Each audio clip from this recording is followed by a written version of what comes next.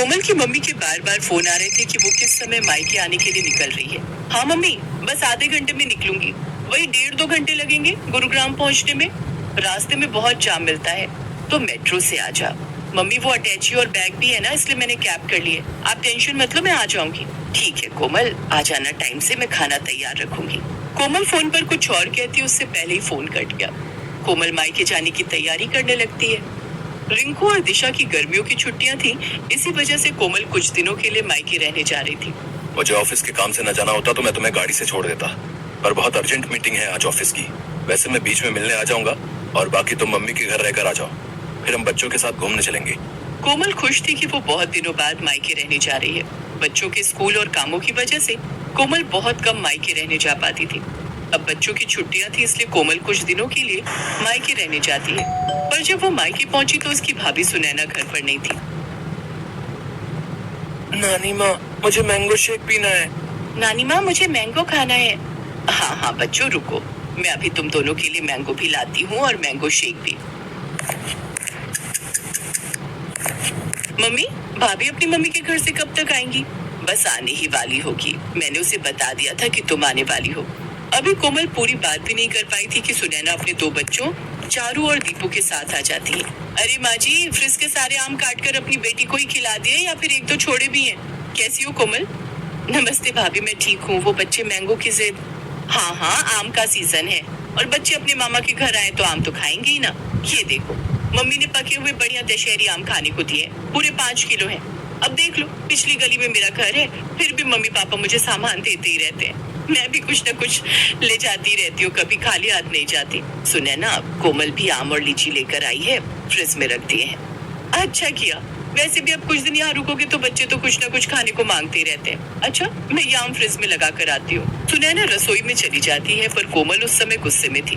Mummy, यही वजह है कि मैं यहाँ आना पसंद नहीं करती हूँ। मेरा तो मन ही नहीं था कि मैं इस बार छुट्टियों में मायके आऊँ। सुधीर तो बोल भी रहे थे कि कहीं घूमने चलते हैं। मैंने ही उन्हें मना कर दिया कि नहीं, पहले मैं कुछ दिन मम्मी के घर जाकर आऊंगी, इसके बाद घूमने जाएंगे। बहुत बड़ी गलती कर दी जो मैं यहाँ आ गई। अगर भाभी का यही रवैया रहा ना तो मैं फिर कभी नहीं आऊंगी मायके। अरे सुनैना की बातों पर ध्यान मत दिया कर, वो ऐसी ही है। उसे समझ नहीं है कि कब क्या बोलना चाहिए। और ये घर मेरा है, तेरी माँ का है। अभी क्योंकि मैं जिंदा हूँ इसलिए तू अपनी माँ के घर आई है, आराम से रह। आज तेरे पापा जिंदा होते तो तेरे आने पर पल के बिछा देते। कोमल देखती है उसकी माँ की आंखों में आंसू आ जाते हैं, इसलिए कोमल उस समय चुप हो जाती है और बात को बदल देती। मम्मी, भैया को ना फोन मिला दो, उन्हें कहना मेरे लिए बंगाली रसगुल्ले लेते हुए आएंगे, बहुत मन हो रहा है। तभी कोमल का भाई आ जाता है।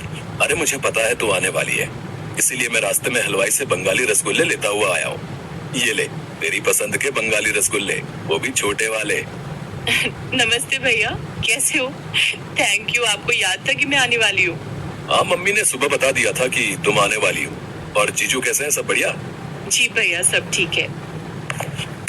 देसी घी लाए हो? मैंने बोला था देसी घी खत्म हो गया, लेते हुए आना। अरे मैं भूल ही गया, सॉरी। काम की चीज तो तुम भूल ही जाओगे जो मैंने बोली है। बहन के लिए रसगुल्ले लाना नहीं भूले, और देसी घी भी मैं अपने लिए नहीं बोल रही हूँ। रिंकू और दिशा देसी घी के पराठे खाते हैं। कोई बात नहीं भाभी, पराठे की इतनी जरूरत नहीं है, बच्चे सादी रोटी भी खा लेते हैं। और दाल चावल बने हैं ना, तो उसके साथ रोटी की जरूरत नहीं। नहीं नहीं, मुझे सारी जिंदगी ये थोड़ी सुनना है कि बहन मायके रहने आई और उसे और उसके बच्चों को देसी घी खाने को नहीं मिला। जाओ रवि, आप। हाँ, जा रहा हूँ। ये बात तुम सीधे मुंह से भी तो बोल सकती थी, इतना घुमा फिरा कर क्यों बोली? उस समय रवि देसी घी लेने के लिए चला जाता है। सुनैना आगे पीछे तो ठीक रहती थी, पर जैसे ही कोमल कभी रहने के लिए आ जाए तो वो ऐसे ही व्यवहार करती थी। इसी वजह से कोमल मायके आना पसंद नहीं करती थी। वो तो सिर्फ अपनी माँ और भाई की वजह से ही मायके आ रही थी। माँ, इतना याद रखो, मैं बस आपके और भैया के मुंह को यहाँ आती हूँ, वरना भाभी से मुझे कोई उम्मीद नहीं। कोमल का मन ही नहीं लग रहा था, क्योंकि उसकी भाभी सुनैना बहुत ही अटपटा व्यवहार करती थी। एक दिन सब लोग घूमने के लिए मॉल गए। पापा, हमें गेम खेलने हैं। हाँ पापा, चलो ना गेम खेलते हैं। अभी नहीं बच्चों, थोड़ी देर में चलते हैं, पहले थोड़ा मॉल में घूम तो लो। कि मॉल कितना बदल गया है, पहले तो छोटा सा था, लगता है बड़ा किया है। हाँ, अभी तो और बड़ा बनेगा। मामा जी कॉर्न्स खाने हैं। और मुझे आइसक्रीम। अभी खिलाता हूँ, चलो सुनैना, आओ आइसक्रीम खा लेते हैं। रवि सबको आइसक्रीम लेकर देता है। रिंकू भी अपनी पसंद के कॉर्न्स और आइसक्रीम ले लेता है। सब लोग आइसक्रीम खाते हैं। चलो बच्चों, अब हम गेम वाला चलते हैं, हम सब वहाँ पर गेम खेलेंगे। रवि जैसे ही सबको गेम पार्लर ले जाने लगता है तो वो देखता है कि आज गेम पार्लर बंद है। भैया गेम पार्लर बंद है। जी गेम पार्लर बंद है, काम चल रहा है। चलो बच्चों, अब तो गेम पार्लर बंद है, थोड़ा और घूम लेते हैं फिर घर चलेंगे। रवि सबको घर ले आता है, पर घर आकर सुनैना गुस्से में अपने कमरे में चली जाती है और रवि से बुरी तरह लड़ने लगती है। सुनैना, तुम फिजूल की लड़ाई कर रही हो। मैं लड़ाई कर रही हूँ? मैं? ये लड़ाई तुम्हारी बहन और उसके बच्चों की वजह से हुई है। तुम्हें जब चारू और दीपू ने बोला कि पापा गेम पार्लर चलो तो तुमने उनकी बात पर ध्यान नहीं दिया, और जैसे ही तुम्हारी बहन के बच्चों ने तुमसे आइसक्रीम और कॉर्न्स की फरमाइश की तुमने फौरन खरीद कर दे दिए। तुम्हारी बहन तो चाहती यही है कि हम दोनों की लड़ाई हो। वो आती है और हमारे घर में कलेश छिड़ जाता है। चुप हो जाओ सुनैना, कोमल सारी बातें सुन रही होगी, उस पर क्या बीतेगी तुमने सोचा भी है? कोमल इस घर की बेटी है, मेरी बहन है। अगर तुम्हारे घर में तुम्हारे साथ ऐसा हो तो तुम पर क्या बीतेगी सुनैना? थोड़ा होश में आओ, तुमने आज बहुत बोल दिया। कोमल सब कुछ सुन चुकी थी। कुछ देर बाद जब सुनैना शांत हो जाती है, रवि भैया, चारू और दीपू के एडमिशन की बात सुधीर जी ने स्कूल में कर ली है। आप चिंता मत करो, अब इन दोनों का एडमिशन भी रिंकू और दिशा के स्कूल में हो जाएगा।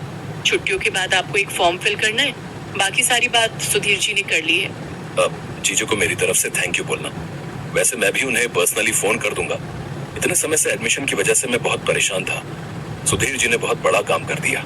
कोमल वापस जा रही है रवि। सुनैना की बातों से इसका मन बहुत दुखा है। हाँ भैया, अब मन बहुत दुख चुका है और आप प्लीज मुझे रोकना मत।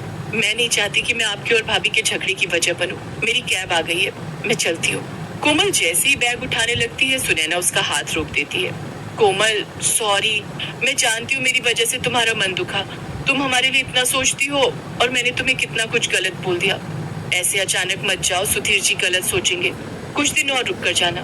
बच्चे बहुत मन से अपने मामा मामी के घर आए हैं, मैं ऐसे नहीं जाने दूंगी। मैं जानती हूँ मैंने गुस्से में बहुत गलत बोल दिया, पर मैं ये भी जानती हूँ कि तुम मुझे माफ कर दोगी। भाभी प्लीज आप मेरे से सॉरी मत बोलो, आप मुझसे बड़े हो। सारे गिले शिकवे दूर हो जाते हैं और मन की कड़वाहट खत्म हो जाती है। सुनैना और कोमल एक दूसरे के गले लग जाती हैं। सब कुछ ठीक हो जाता है। रिश्ते फिर से सुलझ जाते हैं। सुनैना ने अपनी गलती मानी और उसे एहसास हुआ कि जैसे वो अपने घर की बेटी है वैसे ही कोमल इस घर की बेटी है, और अगर उसके साथ ऐसा होता तो उसे कितना दुख पहुंचता। इसलिए सुनैना ने अपने व्यवहार को बदला और रिश्तों में आने वाली दूरियां खत्म हो गई।